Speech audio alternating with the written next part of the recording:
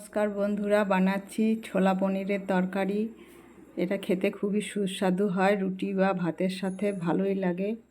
প্রথমে ছোলাগুলোকে 8 ঘন্টা ভিজিয়ে রেখেছিলাম। তারপরে কুকারের মধ্যে ছোলা দিলাম, দারচিনি, নুন, হলুদ দিয়ে সেদ্ধ করে নিলাম। সেদ্ধ করে নিয়ে পনিরগুলো টুকরো টুকরো করে কেটে নিলাম।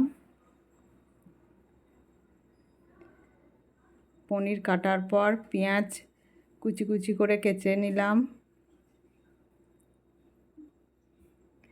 তারপর ক্যাপসিকামগুলো চৌকো চৌকো করে কেটে নিলাম। টমেটো কেটে নিলাম। লঙ্কা, রসুন কুচি করে কেটে নিলাম। তারপর কড়াইয়ে রিফাইন তেল গরম করে পনিরগুলো হালকা করে সব ভেজে তুলে নিলাম।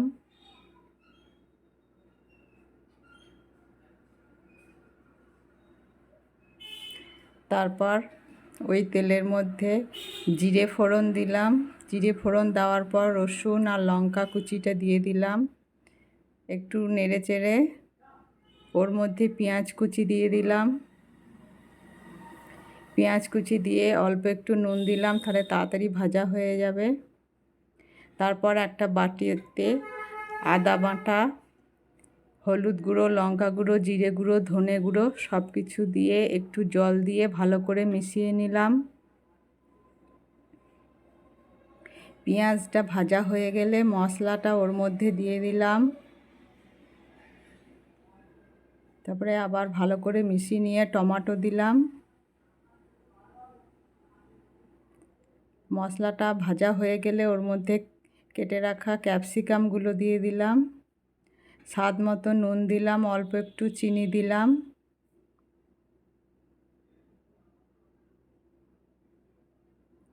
আবার সব কিছু ভালো করে মিশিয়ে নিলাম।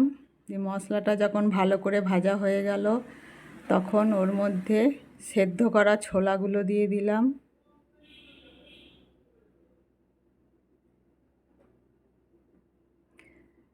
আবার ভালো করে মিশিয়ে নিয়ে ওর মধ্যে গরম জল দিলাম।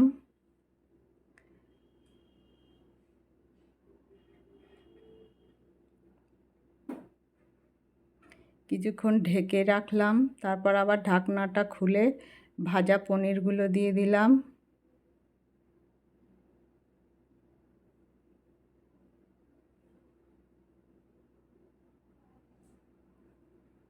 আবার বেশ কিছুক্ষণ ফুটিয়ে নিলাম। কিছুক্ষণ ঢাকা দিয়ে রাখলাম। তারপর ওপর থেকে ধনেপাতা কুচি ছিটিয়ে দিলাম। তারপরে ভালো করে মিশিয়ে নিলাম। ভালো করে মিশিয়ে নেওয়ার পর তৈরি হয়ে গেল আমার ছোলা পনিরের তরকারি। এটা খেতে খুবই সুস্বাদু হয়। এইভাবে একবার বানিয়ে দেখবে।